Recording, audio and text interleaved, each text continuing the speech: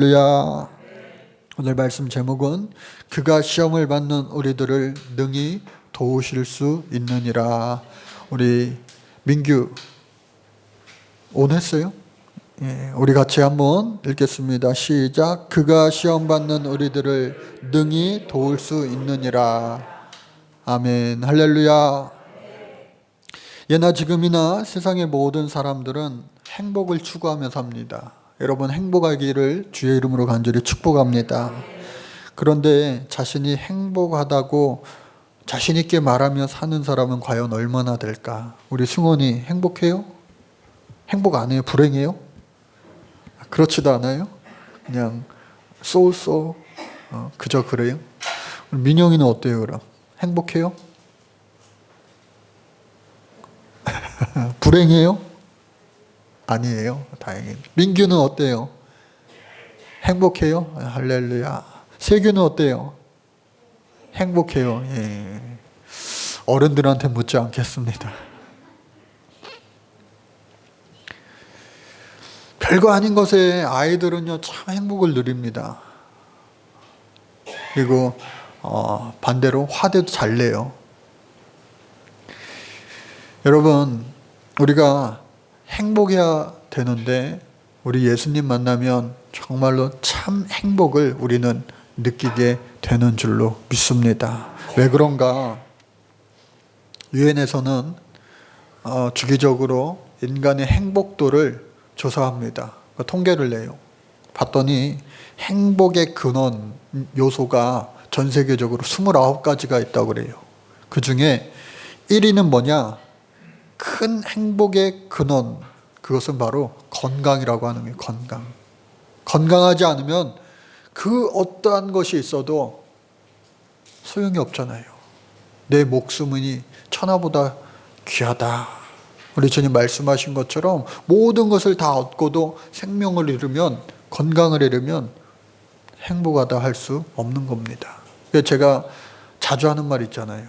우리 권사님들, 연세 많으신 권사님들 100살까지 사시기를 주의 이름으로 축복합니다. 근데요 열심히 뛰어다닐 수 있을 만큼 지금처럼 열심히 마음대로 먹고 주무시고 또 작은 것에 그리고 큰 것의 행복을 마음껏 누리면서 사셔야지 그것이 참 행복인 거예요. 그래서 이 행복 건강이에요.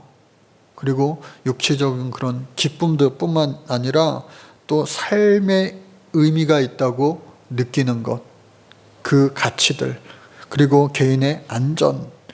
이처럼 전 세계 사람들이 비슷한 것 같아요. 문화적인 그리고 경제적인 여러 가지 종교적인 것들이 다 다르다 할지라도 행복은 첫째로 건강해야 되구나. 육신이 건강해야 되는구나 하는 것을 우리가 알 수가 있습니다. 의식주 이것도 얼마나 또 중요하겠어요.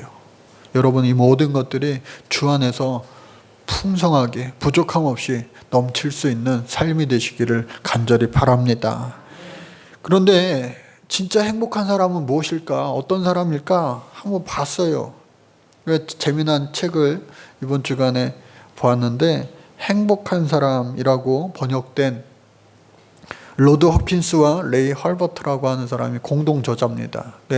원 제목은 해피 유, 행복한 당신인데 이 책을 보니까요 남자 주인공 매튜라고 하는 사람이 나와요. 16살 때에 부모님을 다 잃어버렸어요. 다 돌아가셨어요. 그리고 형제 없이 홀로 이렇게 세상을 살아가는데 그러다 보니까 둘 중에 하나인 것 같아요. 정말로 열심히 살아서 그 성취함의 보람을 느끼고 남들한테 뒤처지지 않도록. 왜? 남들이 참 비난하기 쉽잖아요.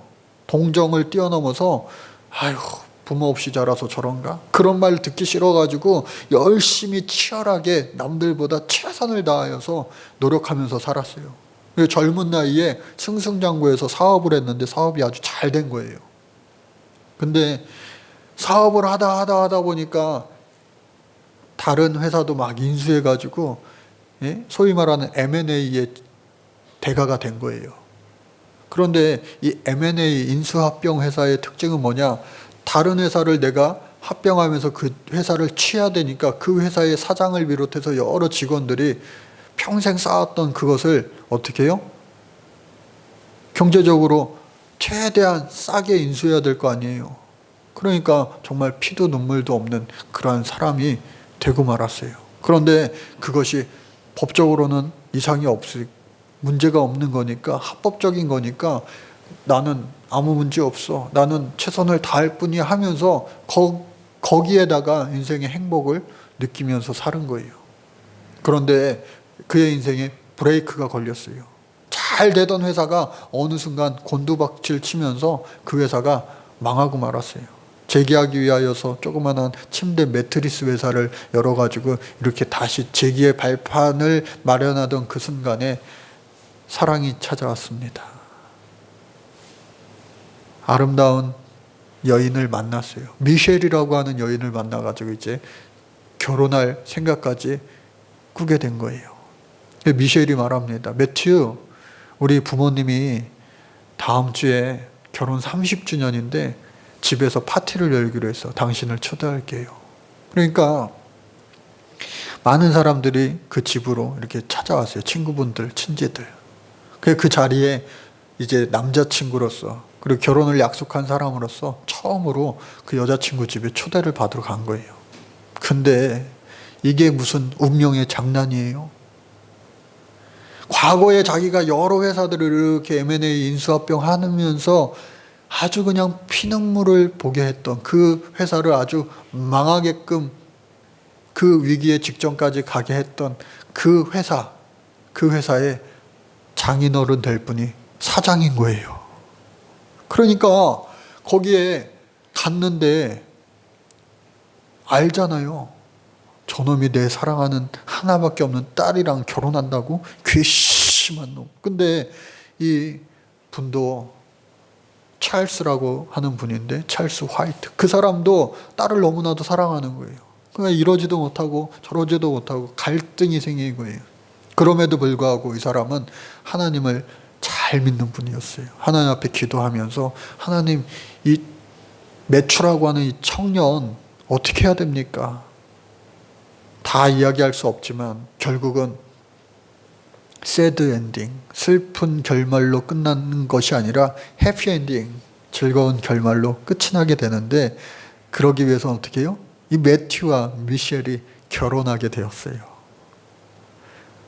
결혼을 하는데 그 결혼식에, 그 결혼하는 과정 가운데 이 매튜가 장인어른 될, 과거에는 원수지간이었지만 이제는 어떻게 해요? 사랑하는 사람이 되어서 이 장인어른 될 분, 이 찰스, 이분과 같이 베스트맨이 된 거예요. 최고로 가장 가까운 사이가 되었는데 그것이 바로 하나님 사랑으로 가능했다라고 하는 내용의 책이에요. 실제로 결혼식을 하는데요, 우리나라처럼 이 여자가, 신부가 부케를 던지잖아요.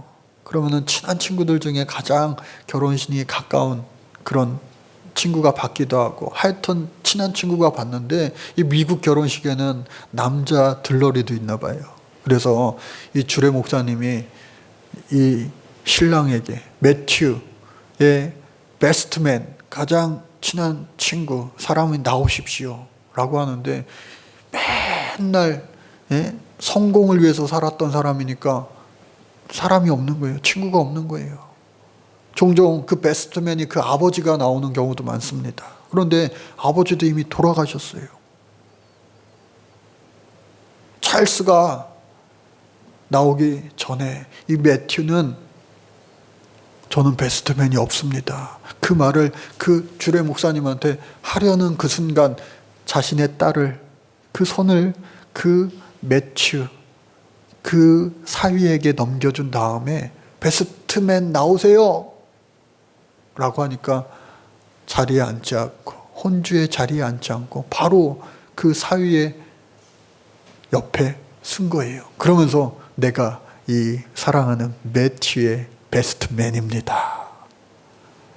본래 이 장인어른이 신랑의 들러리를 하는 경우는 거의 없거든요. 그러니까 이게 결혼식이 얼마나 해피 엔딩으로 끝나는지 몰라요. 그것을 가능하게 했던 것은 뭐냐? 이 장인어른의 마음에 하나님 주신 긍휼의 마음. 그래, 나도 예전 젊었을 때에 사업을 키우기 위해서 가족을 돌아보지 않고 또 그 어떤 것도 돌아보지 않고 오로지 사업에만 내 목숨을 걸었던 그 자신의 과거의 모습이 생각나서 그 매튜가 이해되어지고 또 그를 하나님과 더 가까워지게 하게끔 하는 마음을 하나님이 주셨기 때문에 이 가정은 새로운 아들을 얻고 또 그 사람 매튜의 입장에서는 새로운 아버지를 얻고 어머니를 얻고 또 남동생까지도 얻는 행운을 맞이할 수 있었던 거예요. 그래서 행복한 사람, 이 가정의 모두가 행복한 사람이 될 수 있었던 거예요. 그 근원의 원동력은 바로 하나님의 사랑이었다라고 하는 겁니다. 그런데 오늘 성경을 보니까 지난 시간 우리가 히브리서 1장 첫 시간을 했는데 잊어버리지 말래요. 지난주에 내가 전했던 것을 너희는 흘려버리지 말아라. 야, 제가 하고 싶은 말씀 이 성경에서 그대로 하고 있어요. 히브리서 1장 말씀을 여러분들 잊어버리지 마시기를 주의 이름으로 축복합니다. 망각의 은사가 사라지시기를 주의 이름으로 축복합니다. 예? 그러니까 지난 시간 뭐예요? 천사가 대단한 존재지만 사실 천사는 하나님 나라가 임할 때 아무것도 아닌 존재다. 100% 영적인 존재, 천사, 사람들이 막 두려워할 만한 그러한 존재이지만 예수님에 비하면 아무것도 아니다. 그런데 그런 예수님은 100% 영적인 존재, 하나님의 아들로 오실 수도 있지만 100% 인간의 몸을 입고 오셨다라고 하는 거예요. 그것을 가리켜서 신학적인 용어로는 성육신하셨다라고 말을 합니다. 거룩한 자가 육신의 옷을 입고 이 땅에 사람의 모습으로 오셨다라고 하는 거예요. 그래서 그 하나님의 아들 예수 그리스도가 성육신한 이유는 뭐냐? 바로 우리 사람의 겪는 모든 아픔과 슬픔 그리고 시험을 통한 고난 그 모든 것을 다 경험하기 위하여 인생의 희노애락을 모든 것을 예수님도 경험하기 위하여 여러분 돈 많은 사람들이 그리고 세상적으로 소위 잘 나가는 사람들이 어떻게 해요? 내가 일주일 동안 열흘 동안 3일 동안 노숙자 체험을 한번 해봐야지. 저 서울역 앞에 가가지고 내가 한번 체험 한번 해봐야지 하는 분들은요, 사실 그들의 아픔과 고난과 그 모든 것들을 사실 크게 경험하기란 쉽지 않아요. 직접 경험을 하더라도 그 경험이 그래 3일 있으면 끝나니까, 일주일 있으면 끝나니까, 열흘 있으면 끝나니까, 나는 돌아갈 호텔과 같은 궁궐과 같은 좋은 집이 있으니까, 가족이 있으니까, 풍성한 재물이 있으니까 그들에게는요 희망이 있기 때문에 그 시간을 그냥 어쩌면 즐기면서 보낼 수 있을지도 모르겠어요. 그래서 군인들한테 가장 치욕스러운 말이 뭔지 아세요? 군대 다시 가라. 막 달력에서 며칠 남았다 했는데 그것을 다시 가라고 하니까 큰일 나는 거예요. 군대 갔다 오면요 가장 큰 악몽이 뭐냐? 군대 다시 입대하는 꿈이에요. 모든 사람들이 그 꿈을 꾸곤 하는데 큰일 납니다. 큰일 나요. 근데 여러분, 이처럼 경험을 한번 했기 때문에 그 공포를, 그 고난을, 그 아픔을 알기 때문에, 번지점프도요 저도 한 번도 해보지 못했지만 언젠가 꼭 한번 해보고 싶어요.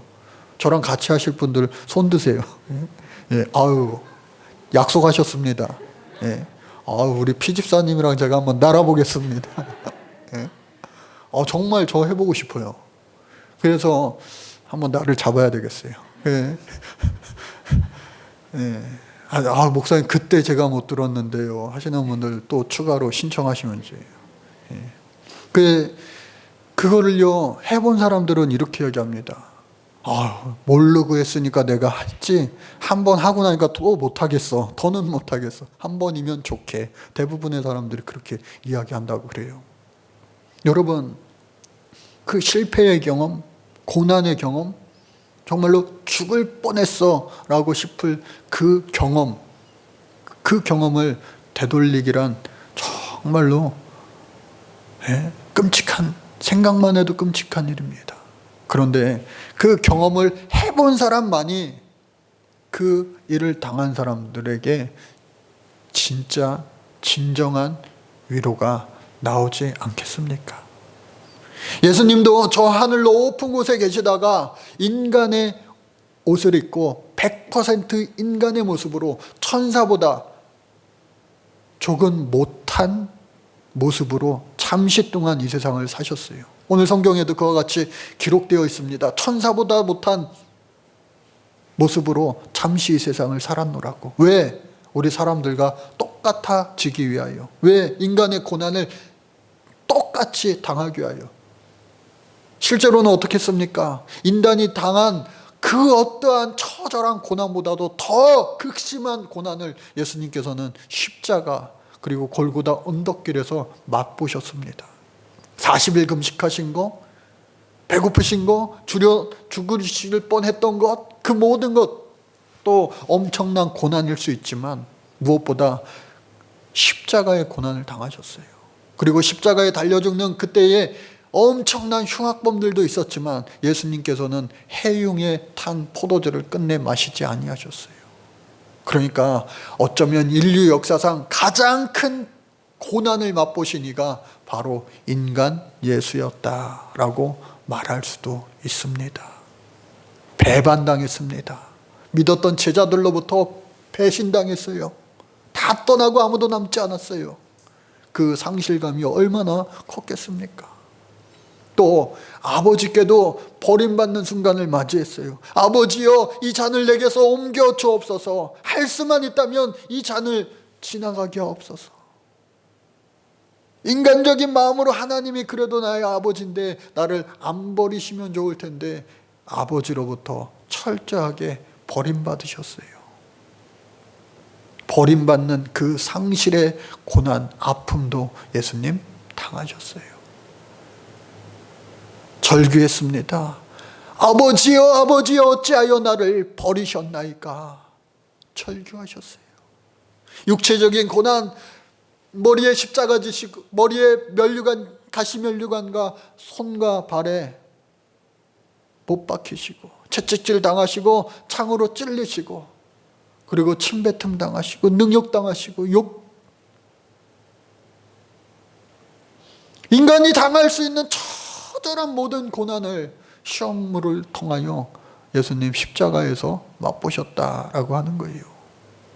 그러나 너무나도 감사한 그리고 변함없는 사실은 뭐냐?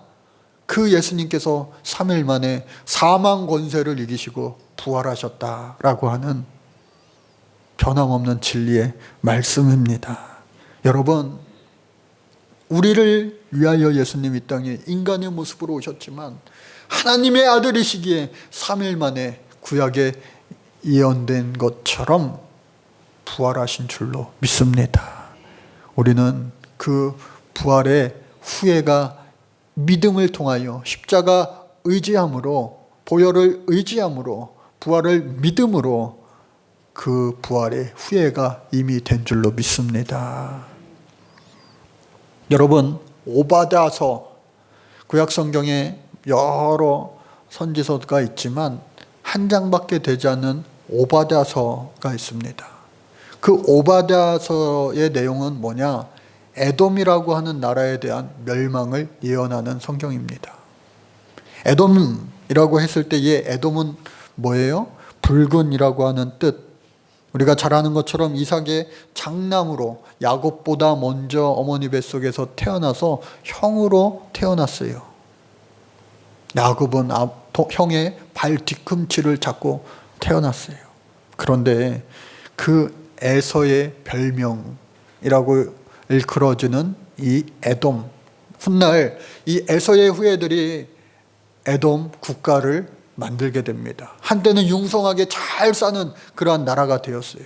그런데 계속해서 이 야곱 나라, 이 유대와 사이가 안 좋은 거예요. 유대가 어려울 때에, 이 에돔이 강성할 때에 도와주고 베풀고 관용해주고, 한 형제로서, 한 뱃속에 난 형제로서 아유, 오죽하면 그랬겠냐, 네가 오죽하면 그랬겠냐, 용서해주고 안아줄 줄 알 법한데 그러지 못했어요. 심지어 시시때때로 틈만 나면은 이 유대를 괴롭히고 못 살게 굴었어요. 그리고 바벨론이 이 유다를 공격했을 때에 같이 공격한 거예요. 어려움 당할 때에 도와주는 사람이 진짜 친구이잖아요. 그런데 친구가 아니라 형제 나라임에도 불구하고 고난 당할 때 그 고난을 더하게 했다라고 하는 거예요. 결국은 하나님께서 그 애정 없는, 그 사랑 없는, 그 용서 없는 그 에돔 백성을 어떻게 해요? 역사에서 사라지게 하시고 말았어요. 그 나라를 멸망시키고 말으셨어요. 아까 행복한 사람, 그 소설에서도 그 아버지 찰스가 딸아이 미셸이 아무리 사랑스럽다 할지라도 그 매튜, 그 남자친구에 대한 증오와 복수심이 그보다도 더 강했더라면 그 집안은 평생 불행한 집안으로 끝나고 말았을 거예요. 그러나 주님이 그의 마음을 만져주셨어요. 용서하게 해주셨어요. 사랑하게 해주셨어요. 그래서 그의 베스트맨이 되게 해주셨다고 하는 거예요. 오늘 이 성경도 마찬가지입니다. 우리 주님께서는요, 고난받는 우리들을 향하여 그 고난의 끝을 자리매김해 주시고, 그 끝을 뛰어넘어 더 이상 시험과 그 시험을 통한 고난을 끝장내 주시고, 사망에 이르는 모든 자들을, 죽을 수밖에 없는 자들을 사망으로부터 해방시켜 주시고 살려 주셨다고 하는 거예요.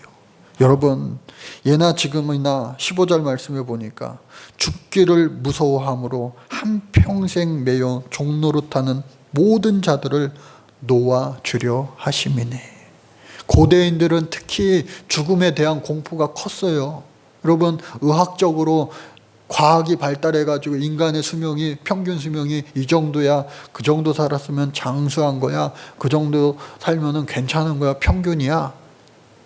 그런데 고대 사람들은요, 의학이 발달하지 못하니까 자그마한 병에도 죽기 쉬웠어요. 지금 코로나19 바이러스 이 약을 개발이 안 됐으니까 지금 우리가 이렇게 두려워 떠는 거잖아요. 약이 개발되는 순간 그것이 다 상용화되면은 별거 아닌 거잖아요. 마치 예전에 신종플루처럼. 그래서 이 고대인들은요, 전쟁, 아주 잦은 전쟁과 그리고 뭐 강도 만나는 거, 또 뿐만 아니라 지금보다도 어쩌면 더 많은 이름 모를 그 의학적으로 밝혀지지 않았었던 그 병들로 인하여 쉽게 죽는 거예요, 사람이. 요즘 같은 시대에 알약 하나로만으로도 살릴 수 있는 그러한 병들로부터도 막 죽는 거예요. 그러니까 죽음에 대한 공포가 극심한 거예요. 왕들도, 그 위험 많은 왕들도 죽을 때에 자기를 수종들던 모든 종들을 같이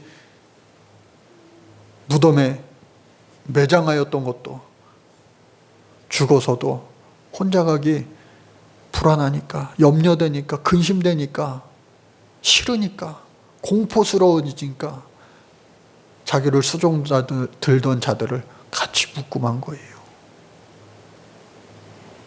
즉 모든 고대인들 뿐만이 아니라 사람의 성별, 그 연소함의 차이가 아니라 모든 사람들은 죽음에 대하여 공포를 갖기 마련입니다. 그런데 우리 예수 믿는 사람은 어때요? 나는 지금 죽어도 천국에 갈 수 있습니다. 이 세상 그 어느 때 어느 곳보다 더 좋은 하나님 계신 저 천국에 나는 갈 수 있습니다 라고 하는 믿음이 있는 사람은요, 이 세상에서 그 어떤 사람보다 행복자가 되는 줄로 믿습니다. 그러한 믿음이 저와 여러분들에게 있기를 주의 이름으로 간절히 축복합니다. 그래서 15절 말씀, 죽음을 무서워하는, 그래서 거기에 종로로 타는 어리석은 인생, 아유 죽으면 안 돼, 살기 위해서 바등바등하면서 살아가는 불행한 인생을 사는 것이 아니라 죽기밖에 더 하겠어? 그러면요 마음이 편해집니다. 강한 역설일 수도 있습니다. 그런데 죽기밖에 더 하겠어? 무슨 영화의 대사 같기도 하지만 그게 아니에요. 우리 예수 믿는 사람들은 죽으면 더 좋은 천국에 가는데 라고 하는 믿음이 있으면 이 세상에요 걱정이 없는 거예요. 근심이 사라지게 되는 줄로 믿습니다. 천국이 우리 앞에 펼쳐지는 거예요. 그래서 오직 아브라함의 자손을 붙들어 주려 함이라. 즉 예수 믿는 자들, 그리스도인들, 우리 믿는 자들을 우리 주님께서는요 성육신하셔서 붙들기 위하여 대속주가 되어 주셔서 하나님과의 그 근본적인 죄의 문제를 해결해 주셨다. 가장 중요한 건 오늘 18절 말씀이에요. 그가 시험을 받아 고난을 당하셨은즉, 우리처럼 똑같이 육신의 옷을 입고 오셨기 때문에 시험받아 고난 당하셨지만 오히려 그 때문에 시험받은 자들, 시험받고 있는, 고난당하고 있는 우리들을 능히 어떻게 해요? 도우실 수 있느니라. 예수님이 그것을 직접 경험하셨으니까, 아시니까 어떠한 고난인지, 어떠한 핍박인지, 어떠한 아픔인지, 어떠한 절규인지 그 모든 것을 우리 주님은 아시니까, 그 모든 것을 아시는 주님 앞에 우리의 모든 삶을 내어 맡기면 우리 주님께서는요 능히 우리를 도우실 줄로 믿습니다. 하나님 감사합니다. 능히 우리를 도우시는